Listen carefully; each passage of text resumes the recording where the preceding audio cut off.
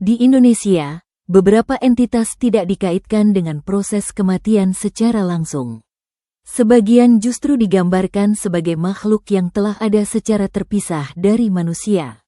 Salah satu yang paling sering disebut dalam kategori ini adalah genderuwo. Genderuwo tidak merujuk pada arwah manusia yang telah meninggal. Ia lebih sering diposisikan sebagai makhluk yang memiliki bentuk dan keberadaan sendiri. Dalam berbagai laporan, genderuwo digambarkan memiliki tubuh besar dengan proporsi yang tidak menyerupai manusia biasa. Ciri ini muncul secara konsisten dalam berbagai cerita di wilayah Jawa.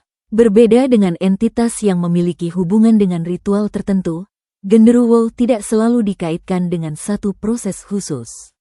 Ia lebih sering dikaitkan dengan lokasi, terutama area yang memiliki vegetasi lebat dan minim aktivitas manusia. Dalam banyak laporan, keberadaannya tidak selalu terlihat secara langsung. Sebagian hanya berupa indikasi kehadiran.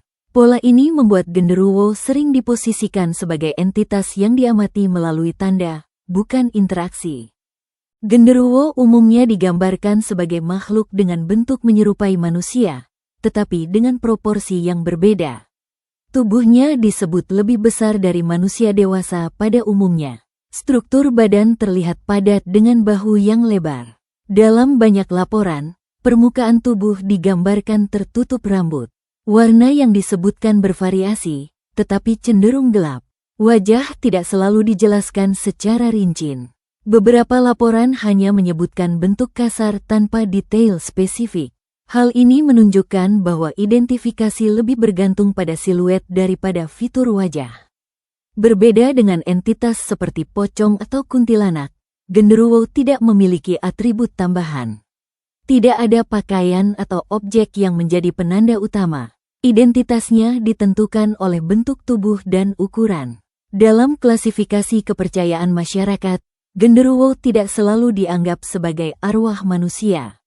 Ia lebih sering diposisikan sebagai makhluk non-manusia yang memiliki keberadaan sendiri. Penjelasan ini membuatnya berbeda dari entitas yang berasal dari kematian individu. Dalam beberapa narasi, genderuwo disebut memiliki kemampuan untuk berinteraksi dengan lingkungan fisik. Namun, bentuk interaksi ini tidak selalu dijelaskan secara konsisten. Yang tetap muncul dalam berbagai laporan adalah karakteristik fisiknya. Tubuh besar, permukaan berbulu, dan siluet yang mudah dikenali dalam kondisi minim cahaya. Narasi mengenai genderuwo berkembang terutama dalam tradisi lisan di wilayah Jawa. Berbeda dengan beberapa entitas lain, genderuwo tidak memiliki hubungan langsung dengan satu praktik ritual yang spesifik. Ia tidak berasal dari proses pemakaman atau peristiwa kematian tertentu. Dalam banyak penjelasan, genderuwo diposisikan sebagai makhluk yang telah ada secara terpisah dari manusia. Konsep ini muncul dalam berbagai bentuk kepercayaan lokal yang mengenal keberadaan makhluk non-manusia di lingkungan sekitar. Terutama di area yang belum banyak mengalami perubahan oleh aktivitas manusia. Hutan, tepi sungai, dan wilayah dengan vegetasi lebat sering menjadi konteks utama dalam cerita awal. Pada tahap ini, genderuwo belum memiliki bentuk yang sepenuhnya seragam. Namun seiring waktu, deskripsi mengenai tubuh besar dan berbulu mulai menjadi pola yang berulang. Perkembangan ini menunjukkan adanya proses penyederhanaan bentuk dalam ingatan kolektif masyarakat. Memasuki periode modern, representasi genderuwo mulai muncul dalam media populer. Film dan televisi memperkuat ciri fisiknya sebagai makhluk bertubuh besar dengan karakteristik visual yang konsisten. Meskipun demikian, perubahan ini lebih banyak terjadi pada cara penyampaian, bukan pada konsep dasarnya sebagai makhluk non-manusia. Tidak seperti entitas yang memiliki asal-usul dari satu kejadian tertentu, genderuwo tidak memiliki satu titik awal yang jelas. Ia berkembang sebagai bagian dari sistem kepercayaan yang mengenali keberadaan makhluk lain di luar manusia. Karena tidak bergantung pada satu peristiwa, narasi tentang genderuwo cenderung lebih stabil dalam bentuk konsep dibandingkan detail cerita. Laporan mengenai genderuwo menunjukkan keterkaitan yang kuat dengan lokasi tertentu. Area dengan vegetasi lebat menjadi konteks yang paling sering disebut. Hutan, kebun yang jarang dirawat, dan tepi sungai termasuk dalam kategori ini. Tempat-tempat tersebut memiliki satu kesamaan, tingkat aktivitas manusia yang rendah.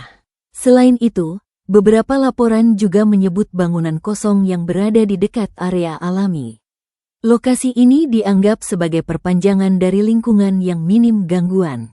Dari segi waktu, kemunculan lebih sering dikaitkan dengan malam hari, terutama pada periode ketika kondisi lingkungan menjadi lebih tenang. Berbeda dengan entitas yang sering dilaporkan melalui penampakan langsung, genderuwo tidak selalu terlihat secara jelas. Dalam banyak kesaksian, kehadirannya dikenali melalui indikasi tidak langsung. Perubahan suasana menjadi salah satu yang paling sering disebut. Lingkungan terasa lebih sunyi dari kondisi sebelumnya. Dalam beberapa laporan, terdapat juga sensasi diawasi tanpa sumber yang terlihat. Penampakan visual tetap dilaporkan, tetapi tidak selalu menjadi elemen utama. Ketika terlihat, sosok biasanya muncul dalam bentuk siluet. Detail wajah jarang disebutkan secara konsisten. Ukuran tubuh yang besar menjadi ciri yang paling mudah dikenali. Dalam sebagian laporan, interaksi langsung tidak terjadi. Keberadaan hanya terdeteksi dalam jarak tertentu. Hal ini membuat kemunculan genderuwo lebih sering dipahami sebagai kehadiran dalam lingkungan, bukan sebagai entitas yang aktif mendekati manusia. Di berbagai wilayah, kesaksian mengenai genderuwo menunjukkan pola yang relatif seragam dengan variasi terbatas. Di Jawa, laporan sering dikaitkan dengan area hutan atau kebun yang tidak aktif. Pengamatan biasanya terjadi saat seseorang berada di lokasi dengan aktivitas manusia yang minim. Di beberapa wilayah lain, konteks kemunculan meluas ke bangunan kosong yang berada di dekat area alami. Meskipun lokasi berbeda, elemen utamanya tetap sama, lingkungan dengan gangguan rendah, dan kondisi yang memungkinkan persepsi terhadap perubahan suasana. Variasi dalam kesaksian lebih banyak muncul pada cara kehadiran dikenali. Sebagian laporan menekankan pada penampakan visual dalam bentuk siluet besar, sementara yang lain lebih menekankan pada indikasi tidak langsung, seperti perubahan suasana atau perasaan diawasi. Meskipun berbeda dalam detail, ciri utama tetap konsisten. Ukuran tubuh yang lebih besar dari manusia biasa, dan bentuk yang tidak menunjukkan atribut tambahan. Sebagian besar kesaksian tidak menyebutkan interaksi langsung. Genderuwo lebih sering dilaporkan sebagai kehadiran yang terdeteksi dalam jarak tertentu, bukan sebagai entitas yang aktif mendekat. Perlu dibedakan antara kesaksian masyarakat dan representasi dalam media populer. Dalam media, genderuwo sering digambarkan dengan perilaku yang lebih aktif. Sementara dalam banyak laporan, pola tersebut tidak selalu muncul. Perbedaan ini menunjukkan adanya dua lapisan persepsi. Yang pertama berasal dari pengalaman yang diklaim langsung. Yang kedua terbentuk melalui interpretasi budaya populer. Keduanya berkontribusi terhadap konsistensi bentuk dan konsep genderuwo dalam budaya Indonesia.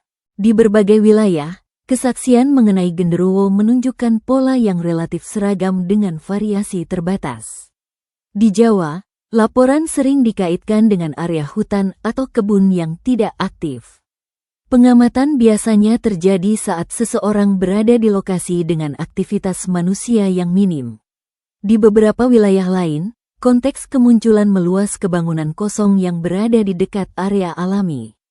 Meskipun lokasi berbeda, elemen utamanya tetap sama, lingkungan dengan gangguan rendah, dan kondisi yang memungkinkan persepsi terhadap perubahan suasana. Variasi dalam kesaksian lebih banyak muncul pada cara kehadiran dikenali. Sebagian laporan menekankan pada penampakan visual dalam bentuk siluet besar, sementara yang lain lebih menekankan pada indikasi tidak langsung, seperti perubahan suasana atau perasaan diawasi. Meskipun berbeda dalam detail, ciri utama tetap konsisten. Ukuran tubuh yang lebih besar dari manusia biasa, dan bentuk yang tidak menunjukkan atribut tambahan. Sebagian besar kesaksian tidak menyebutkan interaksi langsung. Genderuwo lebih sering dilaporkan sebagai kehadiran yang terdeteksi dalam jarak tertentu, bukan sebagai entitas yang aktif mendekat. Perlu dibedakan antara kesaksian masyarakat dan representasi dalam media populer. Dalam media, genderuwo sering digambarkan dengan perilaku yang lebih aktif. Sementara dalam banyak laporan, pola tersebut tidak selalu muncul. Perbedaan ini menunjukkan adanya dua lapisan persepsi. Yang pertama berasal dari pengalaman yang diklaim langsung. Yang kedua terbentuk melalui interpretasi budaya populer. Keduanya berkontribusi terhadap konsistensi bentuk dan konsep genderuwo dalam budaya Indonesia.